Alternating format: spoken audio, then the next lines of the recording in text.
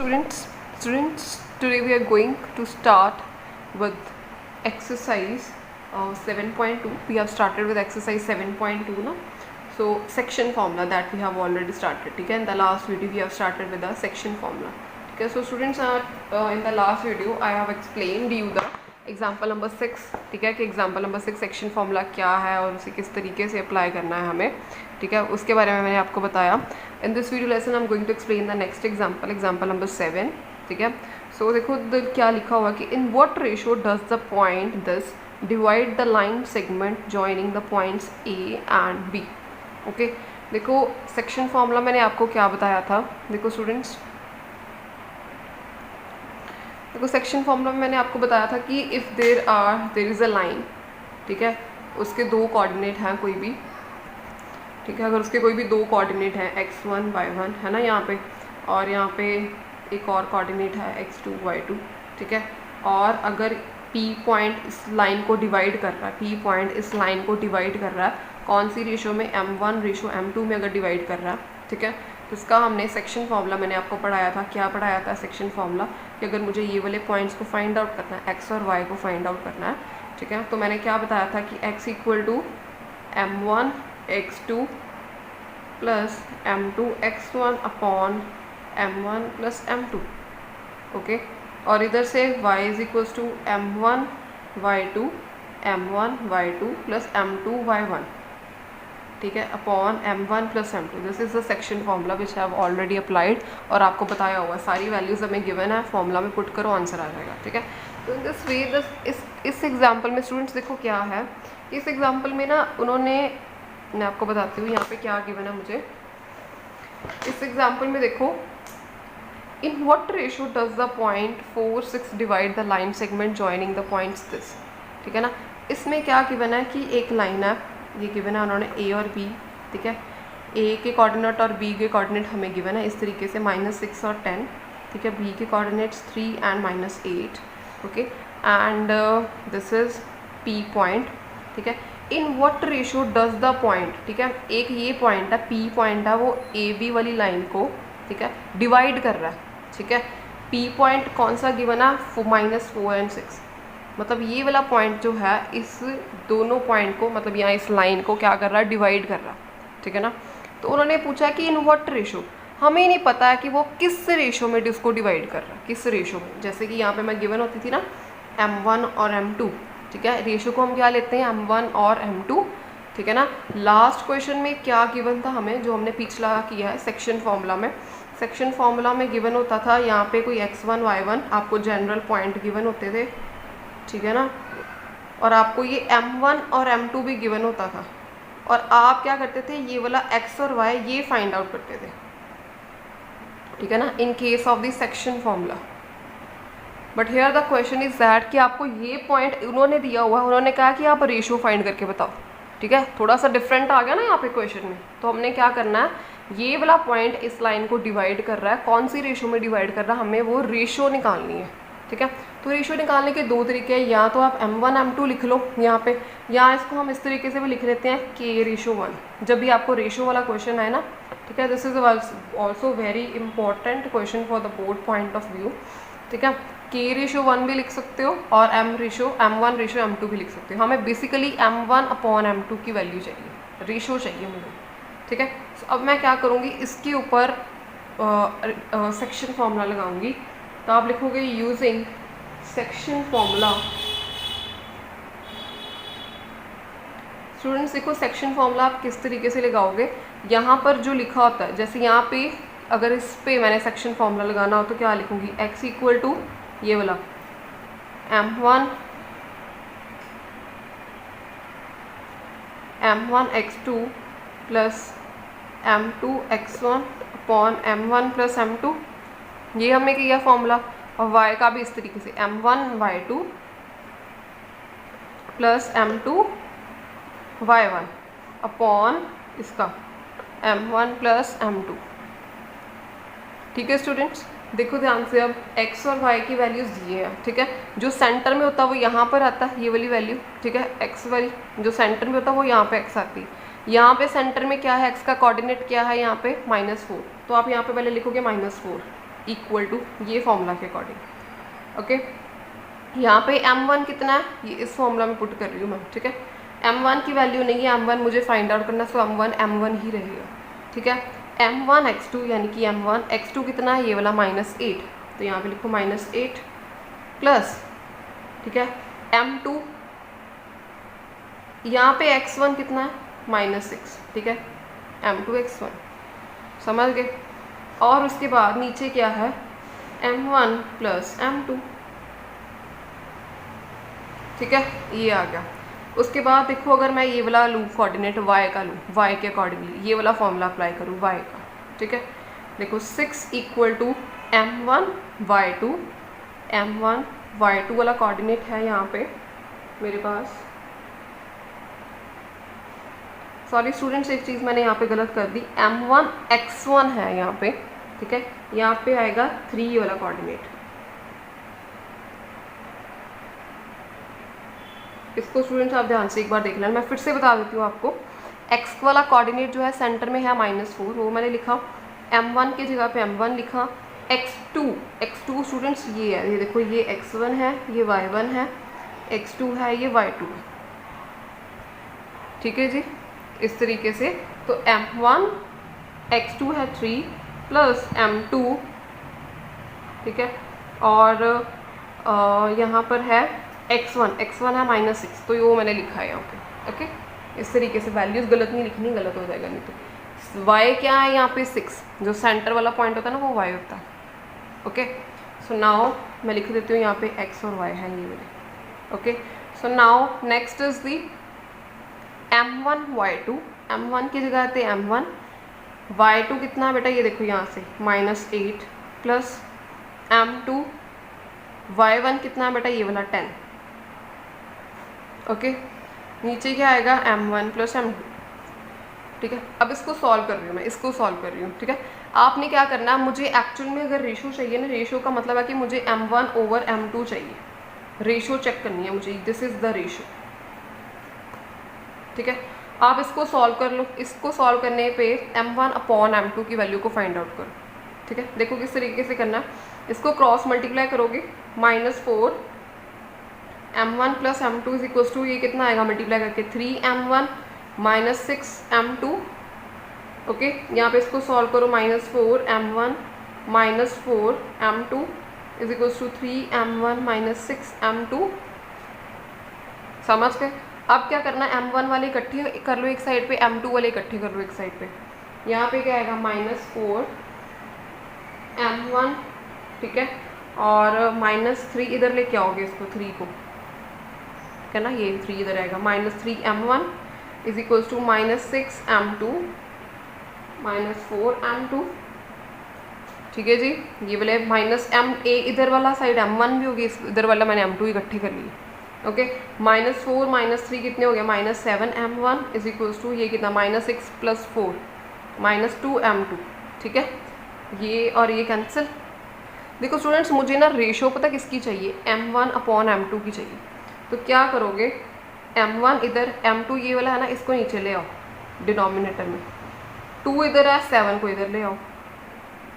देखो स्टूडेंट्स मैंने यहाँ पे क्या किया है, सिंपली मैंने क्या किया, मेरे पास आया था 7m1 इक्वल टू 2m2, ठीक है। मुझे रेशो चाहिए m1 ओवर m2 की चाहिए मुझे रेशो, ठीक है। तो आप इसको इस तरीके से भी कर सकते हो step wise, m1 equal to 2m2, ये 7 को पहले नीचे लेके जाओ डिनोमिनेटर में, ठीक है। ये m1 की वैल्यू ये आ गई मेरे पास, ठीक है। अब मुझे m1 ओवर m2 चाहिए, आप क्या करो, m1 यहाँ पे लिखा रहने दो, m2 यहाँ पे मल्टीप्लिकेशन में इधर आएगा तो डिवाइड हो जाएगा, m1 ओवर m2 क्या आ गया 2/7, यानी कि रेशो कितनी आ गई, m1 ratio m2 which is equal to 2/7, ठीक है स्टूडेंट्स। तो this will be your answer. इस तरीके से आप करोगे क्वेश्चन ये वाला, okay. So this is a very important question, ratio वाला क्वेश्चन पेपर में आ जाता होता है, ठीक है।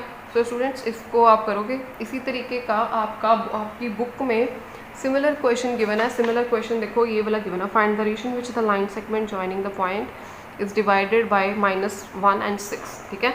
जैसे यहाँ पे मैंने -4 और 6 लिखा ना, आप यहाँ पे लिखोगे -1 and 6 डिवाइडेड बाय, ठीक है। इसी सेम तरीके से आप इसकी रेशो फाइंड आउट करोगे। Do this question at your self, ठीक है, वो आप करो खुद, ओके। ओके देखो स्टूडेंट्स, इस क्वेश्चन को करने का अब एक और मेथड भी है, वो भी मैं मेथड आपको बता देना चाहती हूँ। दैट मेथड इज़ ऑफ के मेथड, ठीक है ना। के वाला मेथड हम किस तरीके से अप्लाई करते हैं, जैसे मैंने आपको बोला कि m1 रेशो m2 है ना, अगर आप m1 m2 नहीं लिखना चाहते, इसको जनरली लिख लो k रेशो 1 में लिख लो, ठीक है। जनरली लिख लो k रेशो 1, ठीक है। तो आप इसको क्या कैसे करोगे, यहाँ पर सेक्शन फॉर्मूला अप्लाई करो। सिंपली आपने जहाँ पे m1 लिखा वहाँ पे k लिख दो, जहाँ पे m2 लिखा वहाँ पे 1 लिख दो, ये भी लिख सकते हो। देखो किस तरीके से करेंगे। सिंपली हमें पता है कि सेक्शन फॉर्मूला क्या होता है, x इक्वल टू, ठीक है स्टूडेंट्स, देखो x और y की वैल्यूज़ हैं, ठीक है। हमें पता है कि अकॉर्डिंग टू सेक्शन फॉर्मूला ये आता है, ठीक है। बट मैंने क्या किया है, यहाँ पे मैंने रेशो को क्या लिया k, यहाँ पे मैंने रेशो को क्या लिया 1, ठीक है। k और 1 के साथ इसका आंसर इजीली आ जाता है, इसलिए हम ये यूज़ कर लेते हैं। सिंपली आप क्या करोगे, x है, x की जगह पे यहाँ पे x कितना है -4 इक्वल टू m1 नहीं लेना, अब आपने क्या लेना है k और x2 है यहाँ पे 3, ठीक है। m2 कितना है 1, ठीक है। x1 कितना है बेटा जी यहाँ पे -6 अपॉन m1 प्लस m2, यानी कि क्या लिखोगे k प्लस 1। ओके स्टूडेंट्स, देखो स्टूडेंट्स, जब भी आपको ये रेशो वाला क्वेश्चन आए ना, आपको इन दोनों में से कोई एक सॉल्व करने की ज़रूरत है। जैसे यहाँ पे भी देखो मैंने इसी को सॉल्व किया, इसको सॉल्व नहीं किया, ठीक है। एक को ही सॉल्व करके आपका जो है आंसर आ जाता है, इसलिए आपको दूसरा वाला ये वाला पार्ट जो है वो सॉल्व करने लिखना होता है, बट सॉल्व करने की ज़रूरत नहीं होती है, ठीक है। तो इसको भी यहाँ पे इसी तरीके से k की वैल्यू को फाइंड करना है। ये देखो किस तरीके से करोगे फाइंड, -4 इस ये इधर मल्टीप्लाई होगा, cross multiply, -4k -4 which is equal to 3k -6, okay. -4k -3k is equals to -6 + 4, ठीक है जी। -7k is equals to -2, okay. Minus और माइनस कैंसिल, k की क्या वैल्यू आ गई 2/7, ठीक है। और इसकी रेशो जो है ना, जैसे यहाँ पे हमने लिए k रेशो 1, ठीक है। तो इसको कैसे लिखोगे, k/1 आएगा ना, ऐसे k रेशो 1। तो रेशो क्या आएगी यहाँ पे देखो, ratio is equals to k ratio 1 and k की क्या वैल्यू है 2/7 1, ठीक है। और रेशो क्या आ गई 2/7। This is your answer. देखो स्टूडेंट्स, यहाँ पे भी इसका आंसर 2/7 ही आया था ना, है ना, यानी कि 2/7 इसका आंसर आया था। तो यहाँ पे भी इसका आंसर 2/7 ही आ रहा है, ठीक है। आप कोई भी मेथड अप्लाई कर सकते हो। अगर आपको k वाला ठीक लग रहा है तो k वाला कर लो, ईजी है, ठीक है। अगर आपको m1 और m2 के साथ करना तो वो कर लो, वो भी ईजी है, ओके। सो दोनों आने चाहिए आपको ये मेथड, ठीक है। इंपॉर्टेंट क्वेश्चन है, ईजी है, डू दिस क्वेश्चन, ओके। हाँ जी students, so this is the next example, this is example number 8। क्या लिखा है इस एग्जाम्पल में, find the ratio in which the y axis divide the line segment joining the point this and this, ठीक है। एक ये वाले पॉइंट्स गिवन है, लाइन के पॉइंट्स गिवन है, मान लो कि ये a और b है, ठीक है। इसके कोऑर्डिनेट्स गिवन है 5 और -6, इसके कोऑर्डिनेट्स गिवन है -1 और -4, ठीक है ना। वो कहते हैं कि इस लाइन को जो डिवाइड कर रहा है ना पॉइंट ना, जो यहाँ पे डिवाइड कर रहा है, आपको पता है कि सेक्शन फॉर्मूला में आप क्या करते हो, एक लाइन लेते हो और एक पॉइंट होता है जो उस लाइन को डिवाइड कर रहा होता है, किसी ना किसी रेशो में डिवाइड कर रहा होता है, ठीक है। मैंने आपको फर्स्ट लेक्चर में भी समझाया कि this is a line, these are the coordinate. एक पॉइंट होता है जो इस लाइन को डिवाइड कर रहा होता है किसी ना किसी रेशो में, दैट रेशो को हम m1/m2 ले लेते हैं, या उसको ले लेते हैं k/1 ले लेते हैं, ठीक है ना। और यहाँ पर जो होता है वो पॉइंट होता है यहाँ पे, ठीक है। तो यहाँ पे वो कहते हैं कि जो यहाँ पे इस पॉइंट जो इस लाइन को डिवाइड कर रहा है ना, वो वाला पॉइंट क्या है, वो x एक्सिस पे लाई करता है। Find the ratio in which the y axis divide the line joining the segment, मतलब ये वाला जो पॉइंट है ना, it lies on y axis. देखो स्टूडेंट, अगर कोई भी पॉइंट y एक्सिस के ऊपर लाई करता है, मतलब अगर मैं आपको ऐसे बताऊँ कि कोई भी पॉइंट है, ठीक है, अगर वो y एक्सिस के ऊपर लाई करता है, y एक्सिस के ऊपर लाई करने वाले पॉइंट के कोऑर्डिनेट को हम किस तरीके से लेते हैं, आपको अगर याद हो, मैंने आपको फर्स्ट लेक्चर में बताया था कि 0 और y की फॉर्म में लेते हैं अगर if point lies on y axis. ये क्यों लेते हैं, बिकॉज स्टूडेंट्स y एक्सिस के लाइन के ऊपर x वाला कोऑर्डिनेट क्या होगा 0, इसका मतलब x वाला कोऑर्डिनेट 0 लिख दो, y वाला कोऑर्डिनेट ले लो, ठीक है। तो y क्या आएंगे कोऑर्डिनेट्स 0 और y एक्सिस के ऊपर। इसी तरीके से सिमिलरली अगर वहाँ पे लिखा हो कि point lies on x axis, तो उसके कोऑर्डिनेट्स क्या आएंगे x और 0, मतलब x वाला आएगा पॉइंट, y वाला 0 हो जाएगा वहाँ पे, ठीक है। y एक्सिस के ऊपर क्या आएगा, y वाला आएगा, y पे तो पॉइंट है ना, ठीक है, वाई वाला पॉइंट आएगा बट एक्स कोऑर्डिनेट 0। तो यहाँ पे क्या लिखा है कि point lies on Y axis. तो यहाँ पे आप पॉइंट क्या लोगे, यहाँ पे जो डिवाइड कर रहा है 0 एंड वाई, ठीक है ना। पिछले जो एग्जाम्पल की थी उसमें जो था सेंटर वाला पॉइंट जो डिवाइड कर रहा था वो गिवन था। यहाँ पे गिवन क्या है कि ये वाला पॉइंट वाई एक्सिस के ऊपर लाई करता है, तो हमें खुद बताना है कि इसके कोऑर्डिनेट्स क्या होंगे, ठीक है। Any point which lies on the Y axis coordinates are 0 and Y, ठीक है स्टूडेंट्स। तो अब आपको पता लगे गया, अब आप सिंपली निकाल सकते हो, रेशो निकाल सकते हो इसकी, ठीक है। तो रेशो निकालने का भी मैंने आपको बताया कि K/1 है, ठीक है। तो देखो स्टूडेंट्स, इसको सेक्शन फॉर्मूला लगाएंगे। अब मैं डायरेक्टली लगा रही हूँ सेक्शन फॉर्मूला, इधर से K वाला यूज़ करेंगे हम सेक्शन फॉर्मूला, ओके। K को इसके साथ फर्स्ट वाले के साथ K multiply by x2 plus 1 multiply by x का जो कोऑर्डिनेट है उधर वाली साइड पे, ठीक है, उसके साथ मल्टीप्लाई होता है upon K plus 1 is equal to क्या आएगा 0, जो इसका कोऑर्डिनेट होता है x का, ओके। आगे नेक्स्ट देखो एक बार फिर से, अगर y के साथ अगर आप लिखना चाहते हो तो K इधर y का कोऑर्डिनेट क्या है -4 प्लस 1, इसके साइड पे y वाला कोऑर्डिनेट क्या है -6, ठीक है।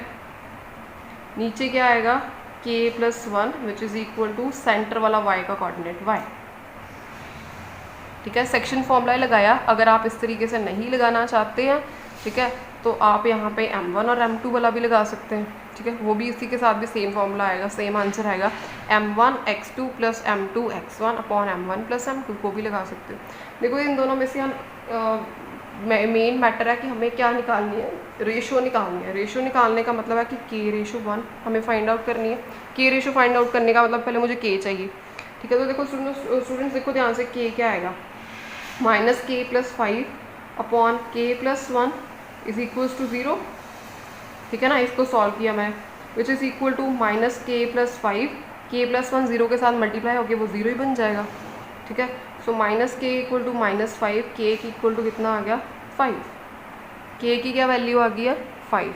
तो रेशो क्या निकालोगे, K/1 होती है, यानी कि 5 रेशो यहाँ पे क्या आएगी 1, ठीक है। सो this is the required ratio, this is the required ratio, ठीक है। इस तरीके से आप काम करोगे ये वाला। पिछले वाले क्वेश्चन में भी हमने रेशो निकाली, इसमें भी हम रेशो निकालेंगे, ओके। सो देखो यहाँ पे क्या है कि find the ratio in which the Y axis divide the, और ये भी लिखा हुआ है also find the point of the intersection, मतलब पॉइंट ऑफ इंटरसेक्शन भी हमें बताना है।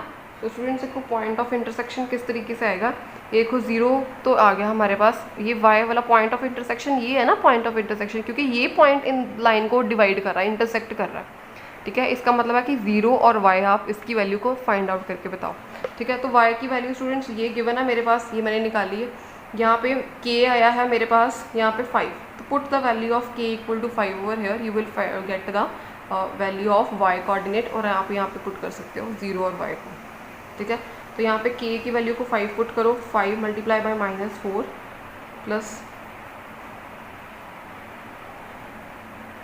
ये देखो -20 -6, ठीक है, upon 6 which is equal to -26 upon 6, ठीक है, which is equal to -13 upon 3, ठीक है। ये आपकी कौन सी वैल्यू आ गई आपकी y की, ठीक है। तो पॉइंट क्या है यहाँ पे, यहाँ पे p 0 और y है, 0 यही रहेगा, y की वैल्यू आ गई -13 upon 3। So this is your point, this is the point of intersection, ये हमें फाइंड आउट किया, ठीक है। स्टूडेंट्स देखो हमने सिंपली कुछ भी नहीं किया, आपने बस बेसिकली याद रखना है कि अगर y एक्सिस है तो आपने सेंटर वाला कोऑर्डिनेट 0 और y ले लेना।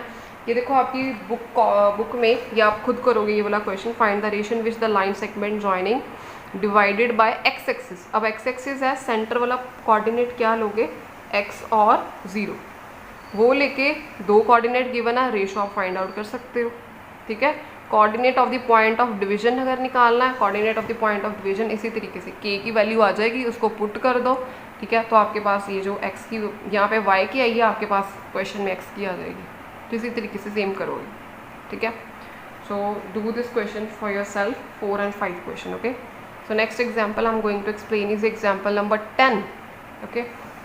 ध्यान से देख लो एग्जाम्पल नंबर 10 कि if the points A, B, C, D are the vertices of a parallelogram taken in order, find the value of the P, कि देखो एक पैलोग्राम गिवन है हमें, वो कहते हैं कि पैलोग्राम के ना ये 4 कोऑर्डिनेट्स गिवन है, यानी कि ए पॉइंट यहाँ पे क्या गिवन है 6 और 1, बी के यहाँ पे पॉइंट्स क्या होंगे 8 और 2, सी के कोऑर्डिनेट हो गए 9 और 4, डी के कोऑर्डिनेट्स होंगे पी और 3।